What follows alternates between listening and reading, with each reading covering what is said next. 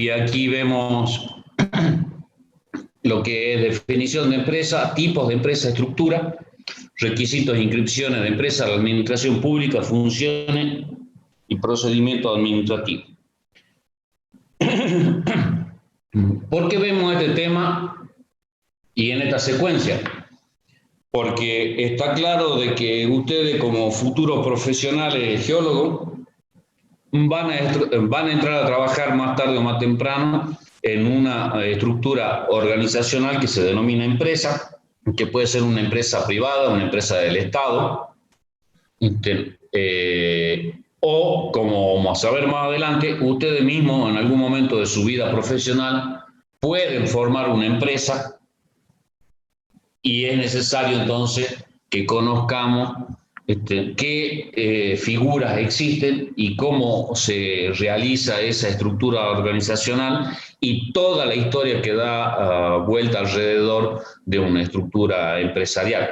¿Por qué? Porque ustedes pueden ser en el futuro su propio jefe, pueden ser sus empresarios, pueden tener su pequeña empresa de servicio, etcétera, etcétera, lo cual normalmente es maravilloso si así ocurre. Eso significa entonces que hace falta que conozcamos las estructuras básicas de esto. Por lo tanto, veamos qué es una empresa. Una empresa se define como una organización que abarca diferentes ámbitos y que puede ser estudiada desde la perspectiva económica, social, jurídica, sociológica. La empresa es fundamental en la economía moderna por haberse convertido en un instrumento imprescindible para la realización de actividades mercantiles e industriales y, por supuesto, también es una estructura que es sistemática, funcional y activa de medios aptas para producir o actuar en el intercambio de bienes y de servicios destinados al mercado. ¿Qué mercado? A ese mercado que estudiamos en el primer tema de la materia. Y recuerden entonces que puede actuar en el intercambio de bienes y servicios, ¿no? Es decir, puede producir bienes o puede producir servicios. Normalmente, en una primera etapa, un geólogo emprendedor o que forma una pequeña empresa inicialmente va a prestar servicio. Por lo tanto, no deja de ser una estructura entonces compleja que debe ser analizada desde el punto de vista no solamente económico, social, sino también jurídico y sociológico. Jurídico porque tiene mucha implicancia en legal. Una empresa debe contar, cuando uno arma una empresa, una estructura empresarial, tiene que tener un objetivo en donde se debe definir claramente lo que quiere hacer y cuáles son las metas que quiere lograr. Tiene que tener factores de producción, es decir, debe contar con recursos para obtener y distribuir bienes o servicios. Para poder obtener recursos es necesario contar con financiación adecuada, es decir, el bill metal, hay que tener el dinero para poder hacer eso. Tiene que tener una dirección, que es la que establece los objetivos a alcanzar y organiza los factores de producción e impulsa la organización para el logro de las metas que se han fijado en los objetivos. Esa es la estructura básica de una empresa, es decir, objetivos, factores de producción y dirección. Una empresa puede ser de varios tipos o tener, como se conoce en la jerga, varias figuras, ¿no? Y en las leyes de la República Argentina hay demasiadas figuras de empresa, con lo cual hay que ser cuidadoso al momento de querer formar una. Hay que saber muy bien cuáles son las limitaciones, los alcances, qué es lo que se puede hacer, qué es lo que no se puede hacer, cómo funciona una y otra, ¿no? Después vamos a ver que las más importantes o las más usadas son dos figuras, pero existen las otras. La ley argentina acepta La primera figura de empresa se denomina empresa colectiva, que se caracteriza por ser una sociedad de personas, personalista por excelencia, en la que tiene mucha importancia la persona de los socios y sus relaciones, que se van a identificar por la razón social o denominación objetiva que se le ponga, y donde la regla general para las decisiones empresariales es la unanimidad. ¿Qué quiere decir esto? Que tienen que ser unánimes todas las decisiones entre los socios que conforman esta figura de empresa. En este tipo de empresa colectiva, el capital social, es decir, el dinero que ha puesto cada uno de los socios, se encuentra dividido en parte de intereses que no son ejecutables por acreedores de los socios y que en principio no son transferibles. Es decir, yo tengo una participación social en una empresa colectiva, nadie puede ejecutarme, un acreedor mío personal no puede ejecutar esas cuotas o esa parte que tengo en la empresa. Pero también, en principio, yo no se la puedo transferir a cualquiera, ¿no? ¿Cuál es uno de los aspectos más importantes de esta figura empresarial? Es que los socios responden subsidiariamente, solidaria e ilimitadamente por las obligaciones sociales. Es decir, la empresa generó algún daño o perjuicio, todos los socios van a responder en forma subsidiaria, solidaria e ilimitadamente con las obligaciones. Es decir, que te pueden sacar todo acá en la empresa. El representante legal de la empresa acá recibe el nombre de administrador, ¿no? Normalmente, una figura de esta pueden ser aplicables a muchos consorcios de barrios privados, por ejemplo, en donde el representante legal de ese barrio privado es el administrador, y todos los socios que son los que viven, que son dueños de sus terrenos, de sus casas, van a responder en forma subsidiaria, solidaria e ilimitadamente por lo que haga el administrador en nombre de la empresa, en este caso en nombre del consorcio. Una figura compleja de empresa, ¿no? Hay muy pocos casos de empresas de esta naturaleza, pero lo hay. El otro tipo se denomina empresa comandita simple. Presenta características similares a las anteriores, pero acá lo importante y trascendental es que hay dos tipos de socios. Los comanditados, que responden como los socios colectivos, es decir, que responden como en la figura anterior, y los comanditarios, que la responsabilidad se encuentra limitada únicamente a los aportes que se obligaron a realizar, y por lo tanto también van a tener una intervención limitada en la administración de la empresa. Dicho de otra manera, los comanditados actúan en forma ilimitada, responden en forma total con cualquier cosa que suceda, mientras que los comanditarios no. Pero al mismo tiempo no pueden tomar decisiones trascendentales para la empresa. Esto normalmente también constituye una estructura organizativa que cada vez se utiliza menos, pero nuestra legislación la reconoce como tal.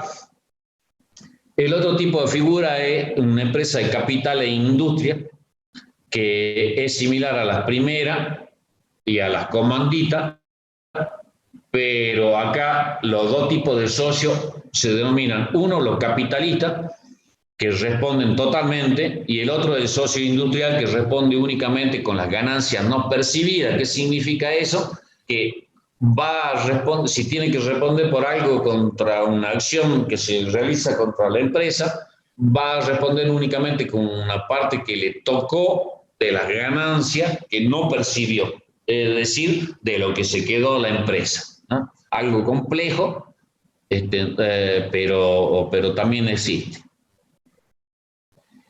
Bueno, después está tal vez la figura de una de las empresas más utilizadas, que es responsabilidad limitada.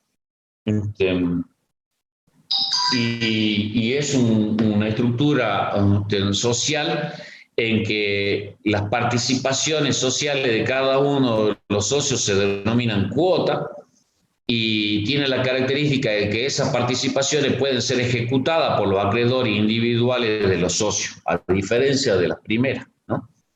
Pero dentro de la estructura social, los socios limitan su responsabilidad a la efectiva integración del capital social.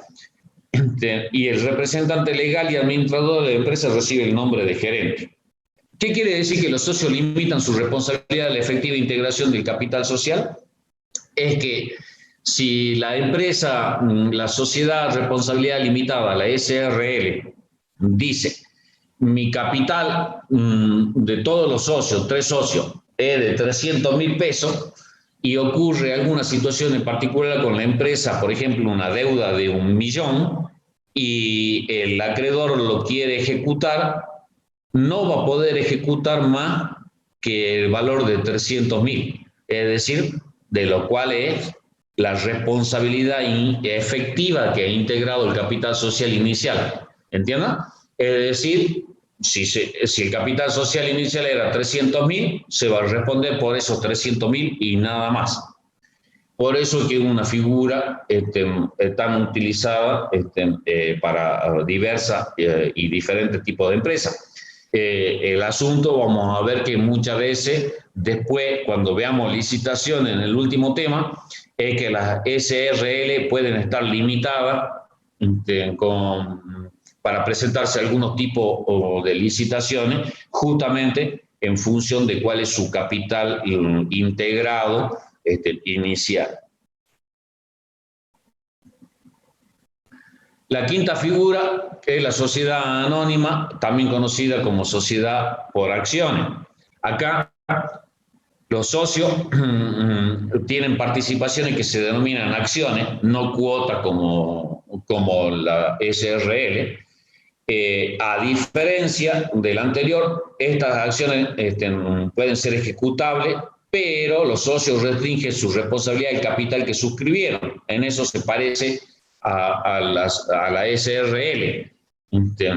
Los órganos son el directorio y la asamblea, y la representación de la empresa la ejercita el presidente del directorio. Es decir, una sociedad anónima no tiene gerente, sino que tiene un presidente. Pero el órgano que decide es el directorio, que es los representantes de los socios, y la asamblea, que son todos los socios que forman parte o que tienen acciones de esa empresa. Después está una figura que se denomina comandita por acciones. Bueno, es muy parecida a la comandita simple y a la sociedad anónima. Hay dos tipos de socios, los comanditos, que responden como los socios de las empresas colectivas, y los comanditarios, que se responsabilizan como las acciones de las sociedades anónimas, ¿no? Esto es una estructura de empresa bastante usada para empresas complejas, en donde normalmente se prestan algunos servicios, por ejemplo, energía, alguna empresa de agua, empresas lácteas, muchas veces son de este tipo, comandita por acciones. Están las empresas que se denominan accidentales o en participación, que en realidad no constituyen un tipo societario, pues no están sujetos a derecho, por la cual se la individualiza como anómala. ¿Qué significa esto? Que es una figura que, si bien se puede formar y actuar cuando tiene una situación legal, no está reconocida como tal. Está la figura de empresas cooperativas, ¿no?, que hay muchas en nuestro país, que es un tipo de sociedad que está contemplado específicamente en la ley 20.337, que regula el esfuerzo propio y la ayuda mutua de los asociados, en el que limitan su responsabilidad al capital suscrito. Tiene una parte parecida a la SRL. y tiene órganos como el presidente del Consejo de Administración, el Consejo de Administración y Fiscalización y la Asamblea. Y acá la participación societaria se denomina cuota, igual que en la sociedad de responsabilidad limitada.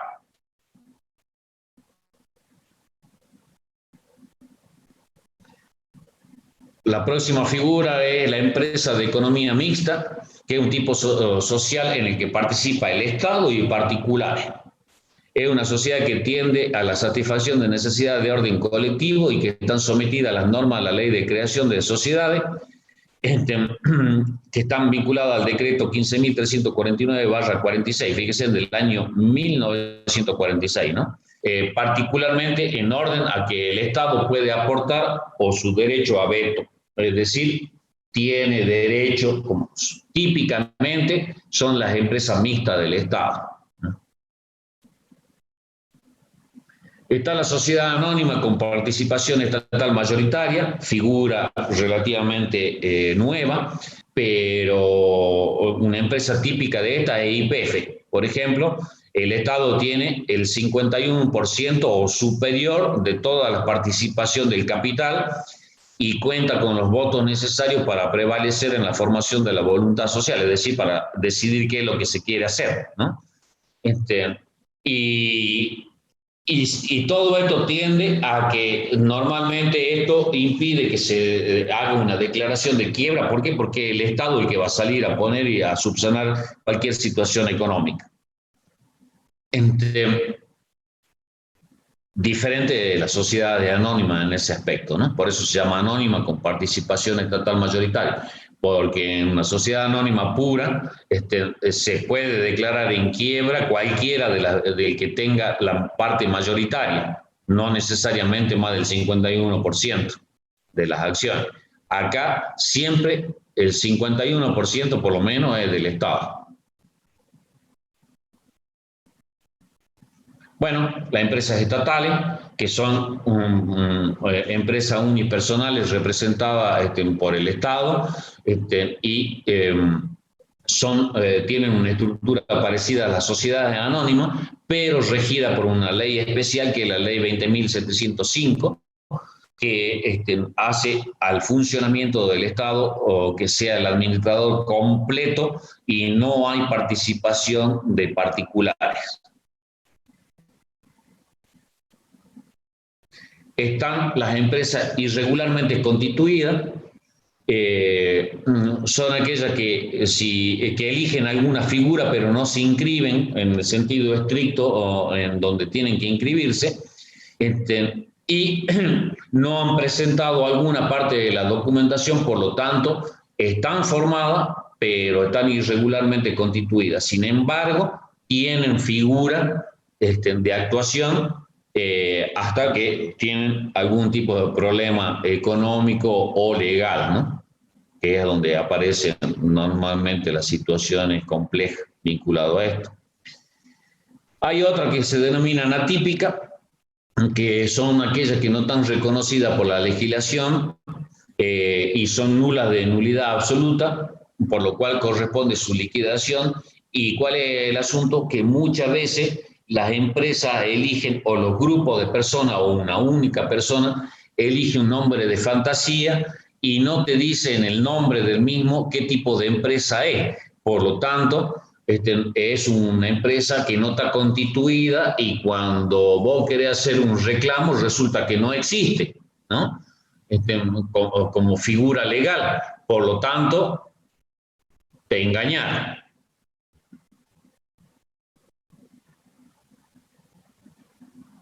Está la figura de empresa en formación, que es algo constituido bajo un tipo social cualquiera, que mientras formaliza su trámite de inscripción final, es decir, se quiere regularizar, todas las acciones que hace están legalmente amparadas.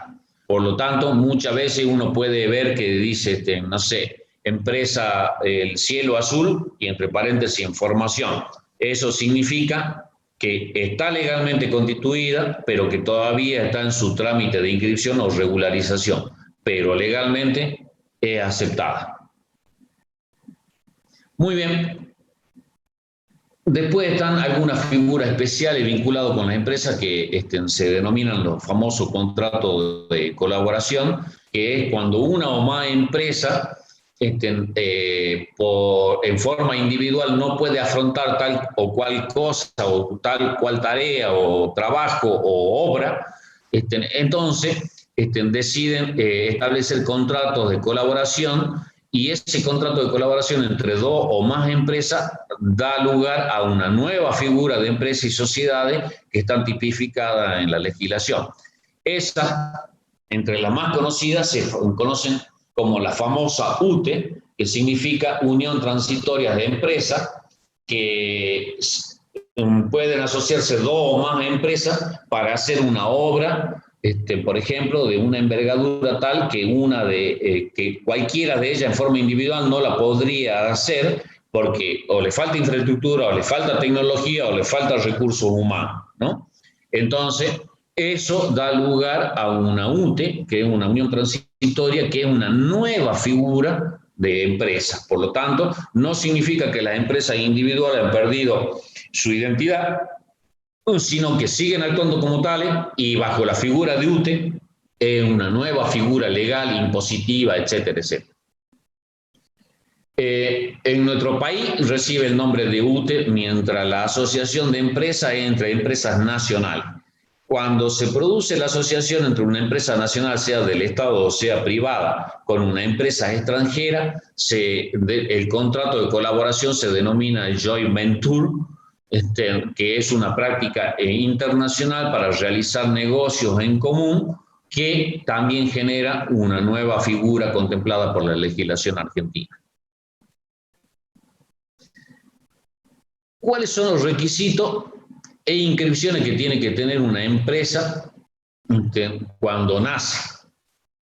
Lo primero es, se tiene que inscribir, uno tiene que ir e inscribir la empresa que está constituyendo en lo que se denomina el registro público de comercio.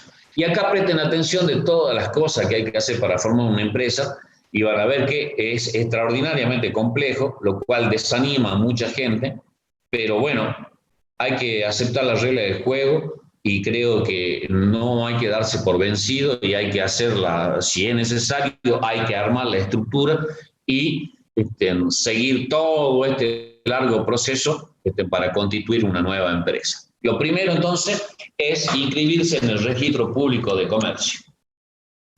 Entonces, ¿cómo nace la empresa? A través de lo que se denomina acta de constitución y estatuto social. Esa acta de constitución es nada más ni nada menos que dice entre el señor A y el señor B y el señor C y la señorita Z, se constituyen para formar una empresa de servicio que se regirá por el siguiente estatuto social. El señor A tiene tantas cuotas societarias, el señor B tanto, la señorita Z tanto, y así, ¿no? Toda esa acta de constitución y ese estatuto social que se arma debe ser presentado en el registro público de comercio, y dependiendo del tipo de sociedad que uno elija formar, constituir, son los requisitos que se van a establecer en lo que se denomina la constitución de sociedades, ¿no? Y uno debe ajustarse de acuerdo a la figura que elige a esa constitución de sociedad. Luego hay que dirigirse a la Administración Federal de Ingresos Públicos, a la AFIP a nivel nacional, y a la Dirección General Impositiva, a la DGI, a nivel provincial. Una vez que está constituida e inscrita la empresa en el Registro Público de Comercio, se realiza la inscripción en la AFIP y la DGI mediante un formulario que se denomina 420J, que tiene el nombre de inscripción de persona física en el régimen general. Inscripción de persona física es nada más ni nada menos inscripción de empresa, ¿no? Y es el régimen general que significa que vamos a pagar IVA y toda la historia, como vamos a ver, como vamos a terminar de ver más adelante, y que ya vimos cuáles son los impuestos, ¿no? Dependiendo del tipo de sociedad, son los requisitos para cada una de las inscripciones, por supuesto.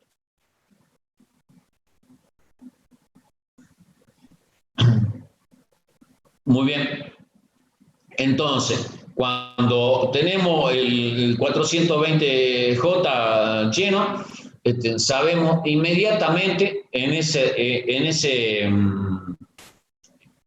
papel maldito, el formulario 420J, inmediatamente nos damos cuenta que vamos a estar y vamos a caer en lo que se denomina el régimen general de contribuyente, que son aquellas personas físicas jurídicas sujetos a alguno de los siguientes tributos o impuestos. Primero, impuesto a la ganancia, impuesto al valor agregado, IVA, el impuesto a los bienes personales, el impuesto a la ganancia mínima presunta y todo otro impuesto nacional que sea recaudado y fiscalizado por la Administración Federal, ¿no? Quiere decir esto nada más y nada menos que hay que estar preparado para pagar todos estos impuestos con la figura de empresa. Perdón.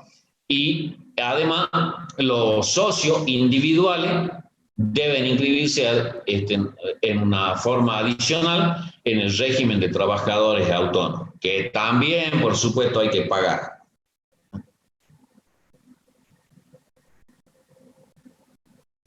Luego hay que dirigirse al Ministerio de Trabajo. ¿Por qué? Porque la empresa, en su carácter de empleador, si va a tener empleados, debe registrarse en el Ministerio de Trabajo local, en este caso en la provincia de Salta, y deberá rubricar un libro que se denomina Libro Especial de Sueldos y Jornales o Libro de Registro Único. En este libro se registran a los trabajadores con los datos relevantes de la relación laboral y tiene que incluir una planilla con horarios que deben estar a la vista y disponibles en la sede del empleador por si hay una revisión o una inspección por parte del Ministerio de Trabajo. La historia no termina ahí, sino que hay que seguir caminando con todos los papeleos y dirigirse a la Dirección General de Renta, esto es, a la parte provincial, de impuestos provinciales. Esto se llena un formulario que se denomina F900, junto con el contrato social, la constancia de quit y DNI de cada uno de los socios, y se deben inscribir en los siguientes impuestos provinciales: actividades económicas, cooperadoras asistenciales y convenio multilateral. Van tomando nota, ¿no?, todos los impuestos.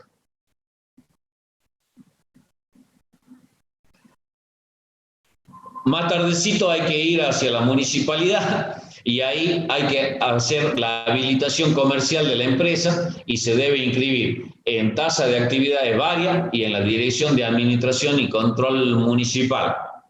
Más impuestos. Por último, si uno pretende hacer alguna acción vinculada a trabajos con el Estado, hay que dirigirse a una oficina especial que se denomina el registro de contratistas. ¿Para qué? Para que la empresa se pueda presentar a licitaciones y obras públicas, y eso significa que hay que registrarse en el Registro Nacional de Obras Públicas, es un registro a nivel nacional, en el Registro Provincial de Constructores de Obra Pública a nivel provincial. En ambos registros, cumpliendo todos los requisitos que te piden, te dan lo que se denomina capacidad de contratación respectiva. Es decir, en función de lo que tenés y lo que mostrás, el Estado, sea nacional o provincial, te va a decir, vos tenés una capacidad de contratación de 10 millones. ¿Qué significa? Que te podés presentar a cualquier licitación nacional o provincial que no supere o el límite sea de 10 millones. No te podés presentar a una que sea de 10 millones 50 mil pesos. ¿Por qué? Porque te han dado una capacidad de contratación de 10 millones. Muy bien. Si la empresa va a estar vinculado a alguna actividad o va a tener algún empleado que haga alguna tarea vinculada a la industria de la construcción, hay que ir y inscribirse en el Instituto de Estadística y Registro de la Industria de la Construcción, que se denomina IERIC. Ahí hay que realizar los siguientes trámites: inscripción de empleadores, renovación anual de la credencial del empleador, modificaciones, cambio de razón social, cambio de denominación, cambio de carácter, cambio de quit, cambio de domicilio, etc. La baja de la empresa, rúbrica de libretas de aporte al fondo de cese laboral, que es algo que está especialmente para la construcción. Emisión de la credencial del registro laboral soy constructor, es decir, una credencial del empleado. Alta y baja de obreros, consignaciones de libreta de desempleo, declaración de inicios de obra cuando uno se presenta a una licitación. Por supuesto que se paga, la empresa debe pagar por toda y cada una de estas cosas que estamos viendo ahí, y que además debe pagar anualmente y por cada uno de los trabajadores que ha declarado que está en este régimen. Muy bien. Posteriormente hay que dirigirse a la aseguradora de riesgo de trabajo, a la ART.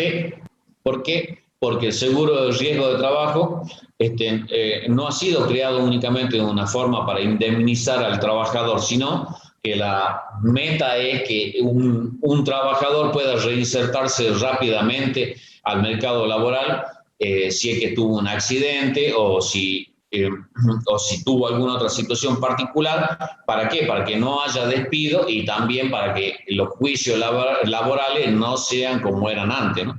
De todas maneras, los juicios laborales siguen siendo un gran negocio y es una situación que debe atenderse siempre que se tiene una empresa. La ley de ART hay que recordar que prevé el pago de salarios caídos mientras el trabajador está accidentado, por ejemplo, o está enfermo. Es decir, ¿qué significa esto? Que la empresa deberá pagar al trabajador el tiempo que no está yendo a trabajar porque tuvo un accidente o porque está enfermo, pero la ART le devuelve después a la empresa ese dinero mientras el trabajador estaba enfermo o estaba accidentado, ¿no? Para lograr la ART, la empresa debe cumplir con los requisitos de inscripción y solicitar la cotización para tener la cobertura a diferentes ART que están inscritas en la Superintendencia de Riesgo de Trabajo de la Nación. Si estamos de vuelta vinculados con trabajo que estén con personas que estén desarrollando actividades de la construcción, hay que inscribir a la empresa en la Unión Obrera de la Construcción de la República Argentina, la UOCRA, o de acuerdo a la actividad, si está en la minería, a una empresa minera va a tener que estar inscrito en la parte de minería. Si va a estar en empleado de comercio y así. Hay que estar inscrito. ¿Qué es lo que significa en todo esto? Normalmente que el empleado pasa a ser un afiliado del gremio y hace un aporte mensual, y la patronal, es decir, la empresa, también realiza una contribución por cada uno de los afiliados empleados de la empresa, ¿no? Por lo tanto, otra forma más de pagar y poner dinero. Muy bien, la otra es la obra social. Los aportes y contribuciones a la obra social están reglamentados por la Ley Nacional 23.660, la cual establece que todos los trabajadores en relación de dependencia en el ámbito privado o ámbito público, su grupo familiar y o las personas que el empleado declare que están bajo su órbita, están amparados por esta ley. El aporte está establecido en forma porcentual y se le adiciona el 1,5% por cada adherente y de acuerdo a lo establecido en la ley. Esto va a significar que hay que pagar también, ¿no? Por último, no por último, sino que también tenemos que inscribirnos en la Administración Nacional de la Seguridad Social, el famoso ANSES, en donde todos los empleados en relación de dependencia y de acuerdo a lo establecido por la Ley 24.714 tienen derecho al cobro de las asignaciones familiares a cargo del ANSES a través del Sistema Único de Asignaciones Familiares SUAF. Antes, esto lo pagaba en su totalidad el empleador, hoy en día lo paga el Estado por separado. Pero el empleador debe cumplir mensualmente con todas las presentaciones de un formulario que se denomina formulario 931 ante la AFIP, y ahí se realizan el pago de los aportes y contribuciones que corresponden por obra social, por ART, por jubilación, etcétera, etcétera, etcétera.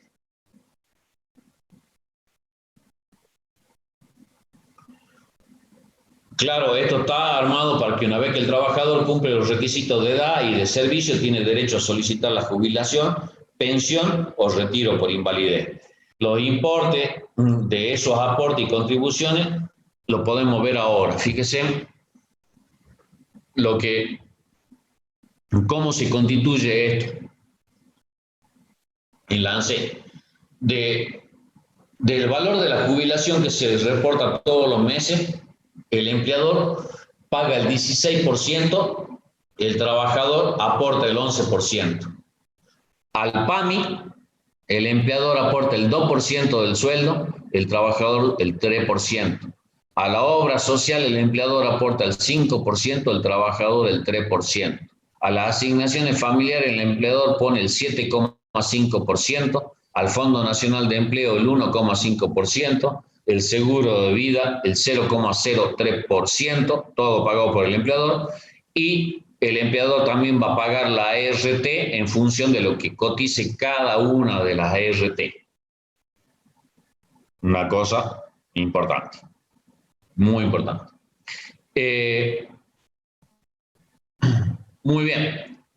Para no aburrirlo y que no sea esto terriblemente largo, vamos a hacer acá un breve descanso hasta las 11 y ahí continuamos y vemos cuáles son los requisitos para ejercer la profesión de geólogo que ustedes deben conocer. ¿Ok? Bueno, profe.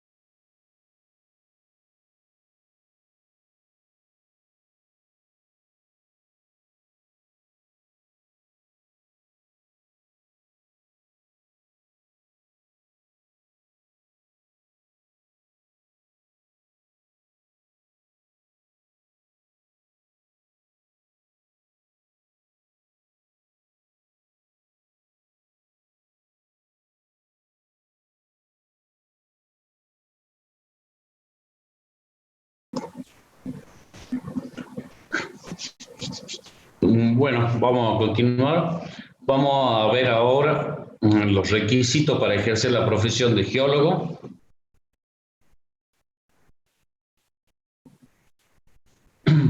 Por supuesto que lo primero para ejercer la profesión de geólogo en cualquier parte del país es contar con título habilitante emitido por institución autorizada, que en el caso de la República Argentina es el Ministerio de Educación de la Nación. Además de contar con el título habilitante, el profesional debe matricularse en el correspondiente consejo profesional, que en el caso de la provincia de Salta, los geólogos deben inscribirse y matricularse en el Consejo Profesional de Geólogos de Salta. Si uno se encuentra inscrito en un consejo de origen y debe ejercer la profesión en otra jurisdicción nacional, por ejemplo en otra provincia, es posible en algunos casos que se exija inscribirse en el consejo profesional del lugar. Y otras veces, si existe entre las distintas provincias el convenio reversal que se denomina, no es necesario matricularse en esa nueva jurisdicción. Por ejemplo, si hay consejo profesional de geólogo en Salta y hay consejo profesional de geólogo en Catamarca, con uno estar inscrito en uno de los dos, existe lo que se denomina el convenio reversal y no hay que inscribirse necesariamente en esa nueva jurisdicción.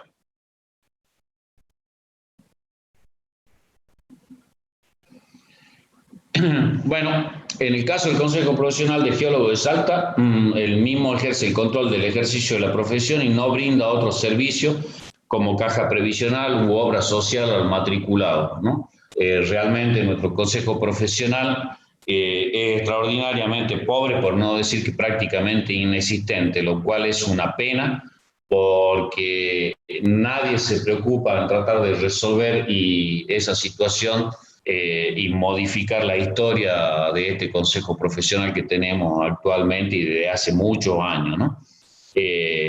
No tenemos ni por cerca un consejo profesional como puede ser el de los ingenieros, que es increíble, o el de incluso los arquitectos y muchos otros colegios o consejos profesionales. Nosotros lamentablemente no tenemos esa suerte y mucho depende también del trabajo que no hacemos en forma individual y no nos preocupamos por ese tipo de cosas. Un aspecto muy relevante es con aquello que ocurre cuando un profesional geólogo desea ejercer la profesión en forma independiente, ¿no? Y para ejercer en forma independiente, por supuesto, hay un camino que es trabajo en forma independiente, yo mismo, yo soy yo, mi propio jefe y no necesito ninguna otra estructura, o también puedo formar una empresa, como ya hemos visto. Pero si yo voy a trabajar como independiente, además de inscribirme en la AFIP como cualquier cristiano, como ya hemos visto que es para personas físicas y jurídicas, de acuerdo al tipo de persona física, es decir, mi figura como tal, y a la actividad y a la facturación anual, me debo inscribir en alguna de las categorías del denominado monotributo, o si no, como responsable inscripto. También hay que inscribirse en la Dirección General de Renta de la provincia para pagar los impuestos provinciales, por supuesto, que corresponden. La categoría o el monotributo es un tributo o una facilidad que ofrece la AFIP a los pequeños contribuyentes, que lo que se hace es pagar un monto fijo mensual sin tener que realizar liquidaciones de cada impuesto. Por lo tanto, si uno se inscribe como monotributista, no debe hacer declaraciones juradas mensuales de IVA ni de ganancia, ¿no? Esto es bastante bueno desde el punto de vista económico para los pequeños contribuyentes y el componente impositivo en el precio de venta es menor entre las ventajas que tienen, ¿no? Es decir, como no tengo que pagar discriminadamente ninguno de los impuestos mayores como IVA, impuesto a la ganancia, etcétera, pago únicamente un monto que es fijo. Entre las desventajas de ser monotributista es que no se puede tomar crédito fiscal, es decir, voy a comprar algo, pido una factura, en esa factura me están cobrando el IVA, yo no puedo tomarme el IVA para discriminar y bajar mi impuesto, mi carga impositiva, no me lo puedo tomar. Eso se llama crédito fiscal. Y la otra limitante es que existe un límite de facturación y de gasto, ¿no?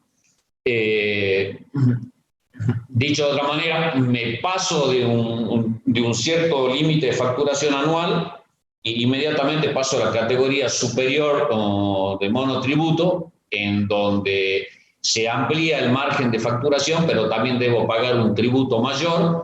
Y si me paso de nuevo, paso a una categoría superior así, hasta llegar a la máxima categoría, y cuando me paso a esa máxima categoría, paso a ser responsable inscripto, es decir, tengo que pagar IVA, ganancia, etcétera, como si fuese una empresa. El comprobante que debe utilizar para todas las ventas que está en la categoría, en cualquiera de las categorías de monotributo, es una factura que se denomina factura C, ¿no? Esa factura C, de vuelta, no discrimina IVA, por supuesto, ni ninguno de otro tipo de impuestos. Bueno, esto en nuestro país, lamentablemente, esto estaba preparado para el año pasado, y con toda la situación de inflación, esto se modifica constantemente, pero para que tengan una idea, la facturación anual del monotributista estaba fijada el año pasado en 1.151.066,58 pesos para la categoría H, que es la categoría más alta, y claro, al año, ¿no? Al año.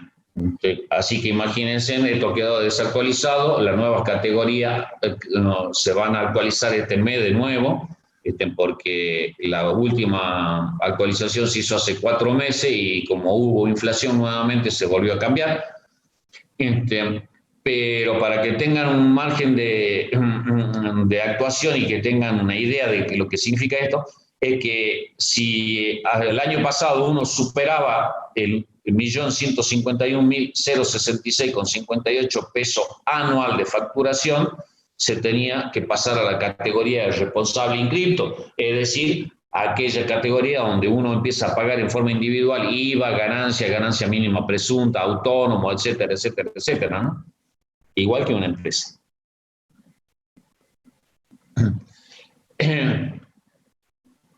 Si yo decido inscribirme como responsable inscripto o mi nivel de facturación permite hace que no pueda estar más en la categoría monotributo, bueno, es una situación compleja, pero también tiene algunas ventajas, ¿no?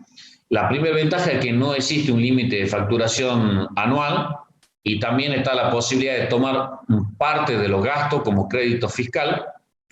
Y la otra es retrasar el pago de ganancia que se realiza anualmente, ¿no? Entre las desventajas es que tengo la obligación de realizar declaraciones juradas de IVA y ganancia mes a mes y liquidar mensualmente el IVA, y por supuesto hay una mayor composición impositiva en el precio de venta. Dicho de otra manera, estoy como responsable inscripto, yo voy a emitir una factura A y B, cualquiera de las dos, tengo que tener las dos, y si emito una factura A, tengo que discriminarle el IVA a quien le facturo, es decir, si yo cobro un trabajo 100.000, tendré que poner el total de 100.000 y el IVA de 21%, ¿no? Entonces, estoy discriminando IVA, mientras que si emito una factura B, pongo el total, pero el consumidor final, que va a recibir la factura B, está pagando el IVA igual.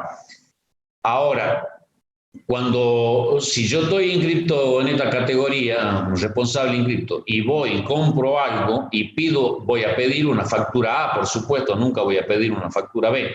¿Por qué voy a pedir una factura A? Porque si yo estoy inscrito, soy responsable inscrito, ese IVA que me está cobrando por cualquier bien que me venden o que yo pago, yo lo puedo utilizar como crédito fiscal, es decir, lo puedo descontar y no pagar. Dicho de otra manera, alguien me emite una factura, tengo que pagar, pago 100.000 por algo, me tomo inmediatamente 21.000 de esos 100.000, me lo tomo y lo utilizo para bajar mi carga impositiva cuando yo tengo que declarar el IVA mes a mes. Es una gran ventaja y hace de que pueda manejar de una manera muy distinta en cuánto debo terminar pagando yo al fisco. Siempre y cuando, vuelvo a repetir, tenga la forma de que los gastos pasen a ser crédito fiscal mío. Bueno, entonces, si por ejemplo yo tengo entonces puedo ir a cenar a algún lugar y pedir una factura A, y de esa cena, si salen 1.000 pesos, 210 pesos, con seguridad, me sale más barato 210 pesos porque me lo tomo como crédito fiscal. Mientras que si estoy en la categoría monotributo, eso no lo puedo hacer porque como yo puedo pedir únicamente una factura B, y factura B estoy consumido al final y no puedo discriminar el IVA y no me lo puedo tomar. Muy bien. La otra pata que falta analizar, que no podemos olvidarla, por supuesto, es que yo como profesional geólogo puedo entonces ir a parar a una empresa privada, puedo formar mi propia empresa, puedo ser monotributista o puedo ser geólogo independiente en la categoría de responsable inscripto, por ejemplo, pero también puedo desarrollar mi actividad en la administración pública, ¿no? Y entonces la administración pública tiene, por supuesto, una estructuración y una actividad en que está caracterizada no solamente por ciertas leyes, sino que normalmente está determinada por el ejercicio que se hace por el Poder Ejecutivo, ¿no? Y entonces, dentro de esta estructura pública, lo que hay que conocer es cómo funciona en cada una de estas administraciones. Así, en el que le toque ir a trabajar, por ejemplo, no sé, a la dirección de minería de la provincia, o en una universidad, todo tiene que conocer las reglamentaciones y debe ajustarse a esas reglamentaciones que son tipificadas dentro de lo que es la administración pública nacional, provincial o municipal incluso, ¿no? Y sobre todo los reglamentos internos que suelen ser muy diferentes a lo que es una empresa conformada como con algunas de las figuras que hemos visto, ¿no? Y hay que recordar de que dentro de la administración pública, la figura, si es administración pública nacional, provincial o incluso municipal, va a tener una jurisdicción y un alcance de cada una de sus propias normas, ¿no? Lo cual significa que tenemos que ser conocedores de esa situación para que no tengamos dificultad en el momento de empezar a desarrollar nuestra tarea. Por supuesto que dentro de la actividad estatal existen tres funciones primordiales del Estado, que son la legislativa, la judicial y la administrativa, ¿no? ¿Para qué lo vamos a recordar cada uno si sabemos cuáles son las funciones que normalmente tiene cada uno de estos? Hoy en día sabemos que el profesional geólogo puede desempeñar sus funciones en la administración pública, no solamente tiene que saber estos códigos, sino que también tiene que tener conocimiento de sus derechos y obligaciones, ¿no? Tanto como el que debería tener si es que se desempeña frente a una empresa o como profesional independiente. En todos los lugares y en cada uno de estos espacios posible o escenario posible que tenemos de poder actuar como profesionales, siempre vamos a tener derechos y obligaciones, ¿no? Siempre.